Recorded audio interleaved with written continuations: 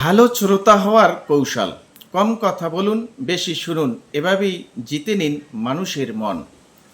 আপনি কি কখনো এমন একজন মানুষের সঙ্গে কথা বলেছেন যার কাছে নিজের মনের সব কথা বলতে ইচ্ছে করে?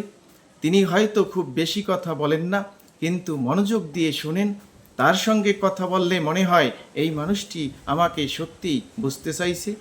অন্যদিকে এমনও কিছু মানুষ আছেন যারা অন্যের কথা শেষ হওয়ার আগেই নিজের কথা বলতে শুরু করেন, ফলে কেউ তাদের সঙ্গে মন খুলে কথা বলতে চায় না। তাহলে প্রশ্ন হলো, কোন দক্ষতা একজন মানুষকে সবার প্রিয় করে তোলে? উত্তর হলো ভালো শ্রোতা হওয়ার দক্ষতা।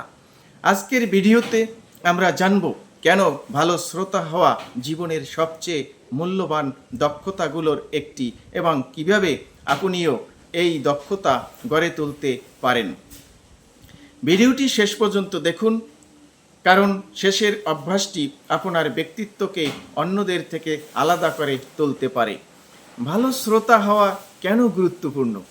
আমাদের সবারই একটি চাওয়া থাকে, কেউ যেন আমাদের কথা মন দিয়ে শোনে। মানুষ শুধু পরামর্শ চায় না, অনেক সময় সে চায় কেউ তার অনুভূতিকে গুরুত্ব দেয়। আপনি যদি মনোযোগ দিয়ে শুনতে পারেন, তাহলে মানুষ আপনার প্রতি সহজেই বিশ্বাস তৈরি করবে। ভালো শ্রোতা হওয়া শুধু সম্পর্ক নয়, নেতৃত্ব, ব্যবসা, চাকরি এবং পারিবারিক জীবনেও বড় ভূমিকা রাখে। ভালো শ্রোতার প্রথম গুণ সম্পূর্ণ মনোযোগ। কেউ কথা বলার সময় শুধু চুপ করে থাকলেই ভালো শ্রোতা হওয়া যায় না। আপনার মনও সেখানে থাকতে হবে। কথা শুনতে শুনতে মোবাইল দেখা, অন্যদিকে তাকানো বা অন্য কিছু ভাবা, এইসব অভ্যাস এড়িয়ে চলুন। মানুষ বুঝতে পারে আপনি সত্যিই শুনছেন নাকি শুধু শুনছেন বলে অভিনয় করছেন। দ্বিতীয় গুণ, কথার মাঝখানে বাধা দেবেন না। অনেকের অভ্যাস হলো অন্যজনের কথা শেষ হওয়ার আগেই নিজের মতামত দিয়ে দেওয়া। এটি ভালো শ্রোতার বৈশিষ্ট্য নয়। অন্যজনকে তার কথা শেষ করার সুযোগ দিন, তারপর শান্তভাবে উত্তর দিন। তৃতীয় গুণ, বোঝার জন্য শুনুন, উত্তর দেওয়ার জন্য নয়। অনেক সময় আমরা শুনি শুধু কি উত্তর দেব তা ভাবার জন্য, কিন্তু একজন ভালো শ্রোতা প্রথমে বোঝার চেষ্টা করেন। নিজেকে প্রশ্ন করুন, এই মানুষটি আসলে কি বলতে চাইছে? এই অভ্যাস সম্পর্ককে আরও গভীর করে তোলে। চতুর্থ গুণ, চোখে চোখ রেখে শুনুন।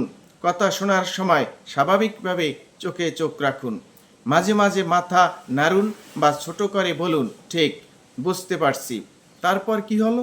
এতে অন্য মানুষটি বুঝতে পারে যে আপনি মনোযোগ দিচ্ছেন।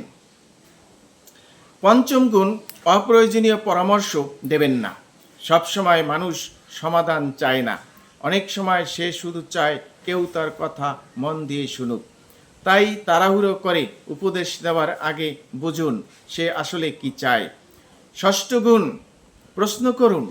কথোপকথনের মাঝে প্রয়োজন হলে ছোট ছোট প্রশ্ন করুন, যেমন তারপর কি ঘটেছিল, আপনার কেমন লেগেছিল। এতে বোঝা যায় আপনি আগ্রহ নিয়ে শুনছেন। সপ্তম গুণ, গোপন কথা গোপন রাখুন। কেউ যদি বিশ্বাস করে আপনাকে ব্যক্তিগত কথা বলে, তাহলে সেটি অন্যের কাছে বলে বেড়াবেন না।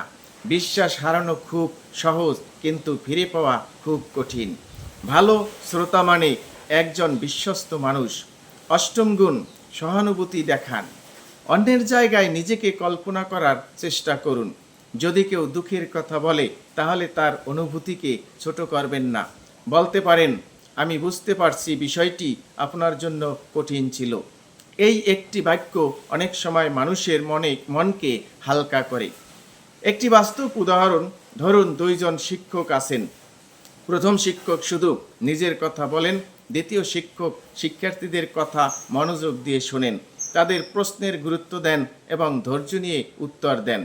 কিছুদিন পর দেখা গেল শিক্ষার্থীরা দ্বিতীয় শিক্ষকের প্রতি অনেক বেশি শ্রদ্ধা ও ভালোবাসা অনুভব করছে, কারণ মানুষ সেই ব্যক্তিকেই বেশি মনে রাখে যে তাকে গুরুত্ব দিয়ে শুনেছে।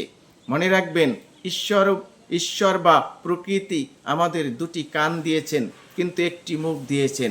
এর মধ্যে একটি সুন্দর শিক্ষা লুকিয়ে আছে। বেশি শুনুন, কম বলুন। যে মানুষ শুনতে জানে সে শিখতেও জানে, আর যে শিখতে জানে সেই জীবনে এগিয়ে যায়। বন্ধুরা, ভালো শ্রোতা হওয়া কোনো ছোট দক্ষতা নয়, এটি এমন একটি গুণ যা আপনার ব্যক্তিত্বকে আরও আকর্ষণীয়, সম্পর্ককে আরও গভীর এবং আপনাকে আরও সম্মানিত করে তুলবে। আজ থেকেই 5টি অভ্যাস শুরু করুন।